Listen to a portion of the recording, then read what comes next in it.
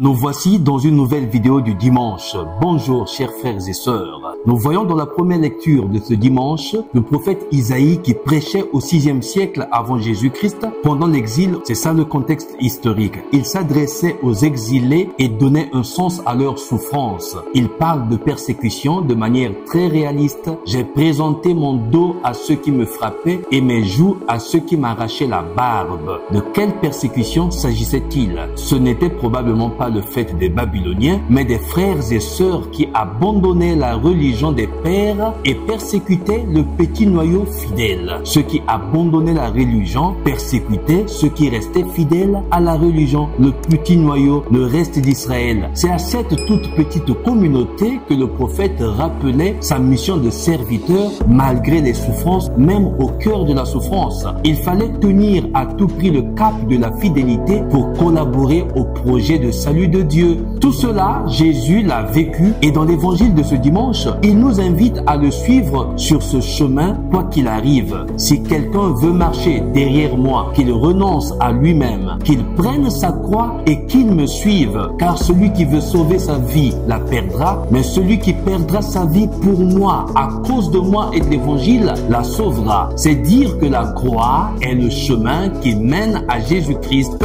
Le chemin de la croix du Christ est aussi celui du chrétien. Alors, il ne faudrait pas fuir notre croix, abandonner notre croix, mais il faudrait la prendre, l'assumer. Et puisque nous sommes derrière le Christ, lui-même nous aide quand nous sommes exténués, quand nous sommes fatigués. Avec lui, nous pourrons tout supporter. Avec lui, nous pourrons tout vaincre. Ainsi, tout commence avec cette double question pénétrante dans l'évangile. Au dire des gens, qui suis-je? Alors là, les langues se délient, ils disent Élie, Jérémie, un autre prophète qui vient dans ce monde. Les langues se délient. Mais Jésus pose une seconde question qui est plus personnelle parce que à cette question, il faudrait que chacun et chacune de nous réponde. Et vous, que dites-vous? Pour vous, qui suis-je?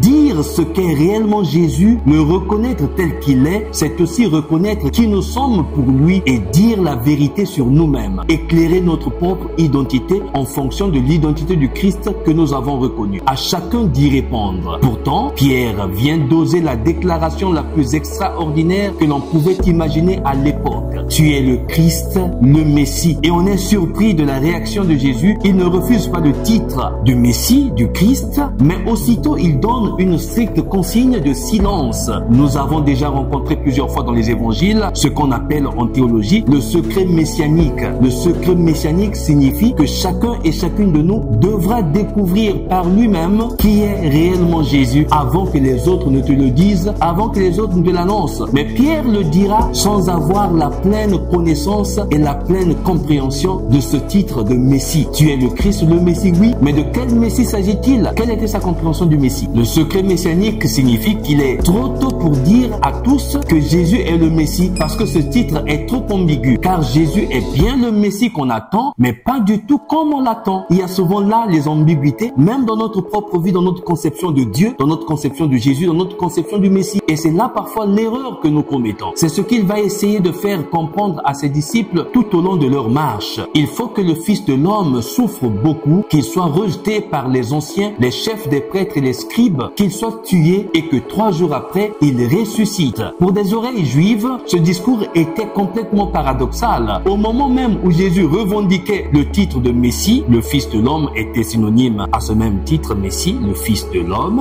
il prévoyait aussi en même temps l'échec, la souffrance, la mort. Quelle idée pathétique, quelle idée ambiguë. Comment le Messie que l'on entend doit encore souffrir et surtout mourir? Ce n'est pas concevable. Pierre a peut-être raison de s'insurger parce que lui, comme beaucoup de ses contemporains, il attendait un Messie roi, triomphant, glorieux, puissant et chassant du pays une bonne fois pour toutes les occupants romains honnis. Alors, ce qu'annonce Jésus est inacceptable. Le Dieu Tout-Puissant ne peut pas se laisser faire, ne peut pas laisser faire des choses pareilles. Dieu ne peut pas mourir. Le Messie ne peut pas mourir. Il faudrait qu'il renverse les choses. On pourrait presque intituler ce texte le premier reniement de Pierre. Premier refus de suivre le Messie dans la souffrance. Premier refus de suivre Jésus dans sa souffrance et dans son calvaire, dans sa passion, dans sa mort et ignorant tout au plus sa résurrection. Alors Jésus affronte ce refus catégorique et spontané de Pierre comme une véritable tentation pour lui-même et il lui dit avec véhémence, retire-toi derrière moi, Satan, car tes vues ne sont pas celles de Dieu, mais celles des hommes. Tes pensées ne sont pas celles de Dieu, mais celles des hommes. Retire-toi derrière moi, Satan. Pierre, qui professe sa foi, tout de suite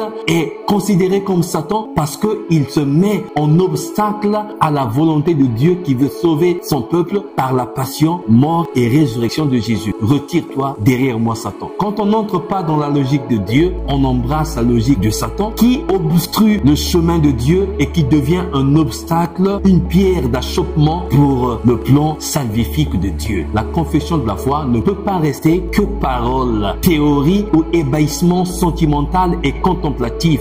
La confession de la foi doit se traduire en actes dans la réalité de nos vies quotidiennes. Montre-moi ta foi qui n'agit pas, dit Saint Jacques dans l'épître d'aujourd'hui, la seconde lecture. Moi, c'est par mes actes que je te montrerai ma foi, car c'est par les œuvres que ta foi se visibilise. Les œuvres présentifient notre foi. Les œuvres rendent présente notre foi au milieu des hommes. Puisque c'est au fruit que l'on reconnaît l'arbre, c'est par nos actes et nos œuvres que notre foi se matérialise. Alors, chers frères et sœurs, tel que nous professons notre foi en Église, c'est ainsi que nous devons aussi vivre dans notre vie quotidienne. Nous nous déclarons chrétiens chaque jour à l'Église, mais il faudrait que nous le soyons chaque jour dans notre vie par des œuvres, par des actes que nous posons. Alors, il faudrait qu'il y ait une harmonie entre notre dire en Église et notre faire en société, entre notre dire et notre faire. Quand dire, c'est faire. Ce que tu dis, fais-le. Ce que tu fais, annonce-le. Ta foi que tu professes, matérialise-la dans des actes de bonté, de gentillesse, d'amour, de pardon, d'abnégation, de sacrifice pour les autres. C'est cela aussi la croix. Aimer, c'est une croix que nous ne portons pas sur les épaules comme Jésus, mais que nous portons sur le cœur. Parfois, nous aimons des gens qui ne nous aiment pas. Parfois, nous faisons du bien aux gens qui ne sont pas reconnaissants et nous font du mal, nous renient et parfois nous poignardent dans le dos. Mais cela n'est pas un problème. La réciprocité n'est pas notre affaire. Faisons le bien et continuons notre chemin, car c'est aussi cela, porter la croix. Et le Seigneur n'abandonne jamais toutes celles et ceux qui se sacrifient pour les autres. Le Seigneur les bénit toujours et leur chemin est toujours ouvert en termes de bénédiction, de grâce et d'abondance. Que Dieu vous bénisse, chers frères et sœurs, en ce dimanche. Priez pour moi comme je prie pour vous. Abbé Stephen Yanil Nkodia, serviteur inutile.